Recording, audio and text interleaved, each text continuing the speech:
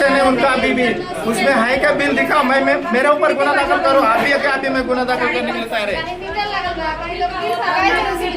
नाही नाही बोल तिथं या म्हणा, सिडकोला काय जायची गरज आहे. नाही नाही या म्हणा, इथे आम्ही आणणार नाही. येतील ते का नाही येणार, बसून राहू आपण इथं बसून.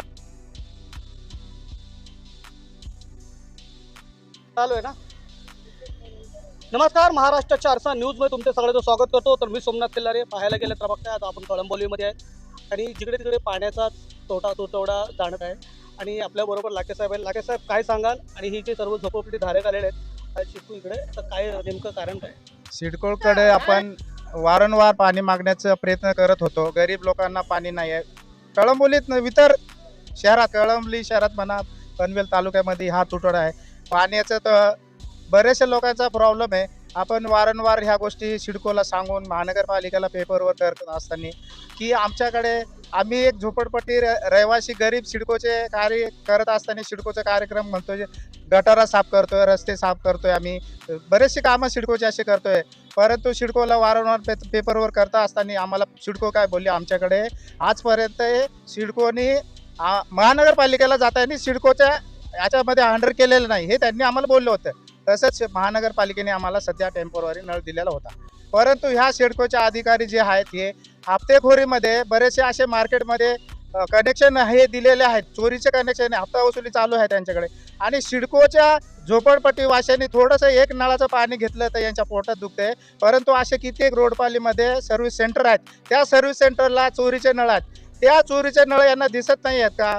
त्या चोरीच्या नळाला त्यांना मीटर लावून दिलं आहे का? नाही लावून दिलं. मग त्यांनी हाच कसा दिसतोय की झोपडपट्टी आरोप करताय इतर ठिकाणी दिलेले अनलिगल दिलेले, ही खरी गोष्ट आहे? हो, आता पुरावाच सांगतो. आता जरी गेलो तर 10 मिनिटामध्ये हा पाण्याचा पाणी आणि तेलाचं तेल होईल की आजपर्यंत इकडे चोरीचे नळ आहेत, चोरीचे कनेक्शन दिलेले आहेत, त्याचे काही बिल नाही, काय नाही. मग तुम्ही पैसा बलांड्या लोकांना तुम्ही हातबळ करतायत आणि गरिबांना तुम्ही त्याच्या डोक्यावरती पाठवताय. झोपडपट्टी त्या ठिकाणी चालू आहे का? त्या ठिकाणी आजही कनेक्शन चालू आहे. म्हणजे यांचा हप्ता वसुली आहे, हप्ता खातात आणि त्या लोकांना पाणी विक्री करतात. आरोप नाही, मी तुम्हाला त्यांच्यावरती पूर्ण सिद्ध करू शकतो. आरोप नाही, सिद्ध ह्या मी त्यांच्यावरती पूर्ण सिद्धपणे सांगतो आणि पुरावेच सांगतो. आज जरी आलं तर ते कनेक्शन चालू आहे. तुम्ही आतमध्ये बोलला की यांचे हप्ते वसूल करायचे हे जे आहे कोण ते तुमच्या अहो, आज जो त्यांचा माणूस होता तो हप्ते वसुली करत होता, राजू हा एक त्यांचा कर्मचारी होता, तो वारला. त्याच्यानंतर आजही यांचा एक कर्मचारी आहे की तो हप्ते वसूल, पाण्याचा सुद्धा हे लोक त्या विकतात आणि टँकरनी विकतात. परत असं कनेक्शन आहेत मार्केटला की ते चोरीचे कनेक्शनचे पैसे हे लोक दर महिन्याला जाऊन घेतात.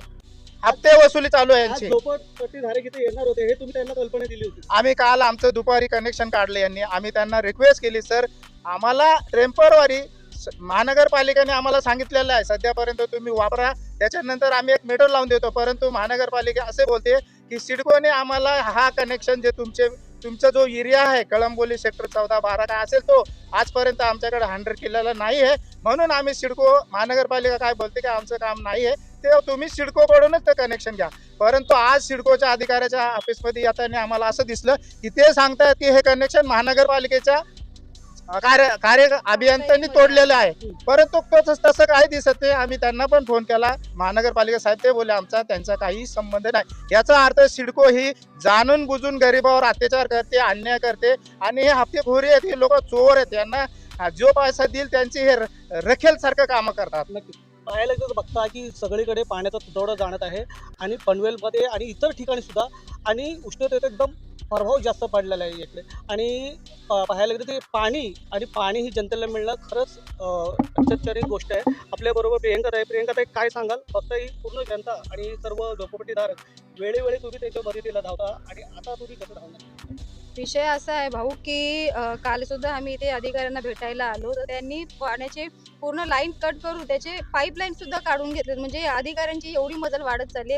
आज जर आपण बघितलं सेक्टर 17 किंवा सेक्टर 20 मध्ये रोडपालीचं तुम्ही पाहणी केली तर खूप मोठे मोठे टॉवर्स बनतात आणि त्या टॉवरला जे लागणार टॉवर जे बनताना जे पाणी टाकतात ते पाणी कुठून येतं? ते पाणी सगळं टँकर मार्फत सिडकोच जात आहे ना. तिकडे ते पाणी वापरलं जातं, इकडे जनतेला त्रास दिला जातो असं आपण म्हणू.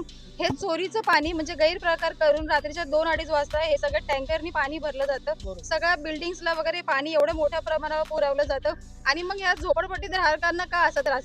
आज आपल्या संविधानामध्ये असं दिलेलं आहे, अन्न वस्त्र आणि निवारा यासाठी कुणालाही त्रास झाला नाही पाहिजे. मग हे संविधानाच्या पलीकडचं काम चाललंय का? म्हणजे यांच्यासाठी संविधान लागू होत नाहीये का? कशा पद्धतीने हे डायरेक्ट पाण्याचं मीटर कट करतात कुठलेही विदाऊट नोटीस? पत्रावरून करून सुद्धा ते लिगली नळ देत नाहीत असं तुमचं म्हणणं आहे. बरोबर. आता जसं लाखे भाऊंनी सांगितलं की त्यांनी बरेच दिवसापासून पत्रव्यवहार केला, पण अद्याप काही त्यांनी कनेक्शन केलेलं नाहीये. म्हणजे त्यांना लोक जगावं किंवा मरावं ह्याच्याशी पालिकेला किंवा मग सिडकोला संबंधित विभागाला कोणाशी काही घेणं देणं नाहीये लोकांच्या जगण्या मरण्याचं.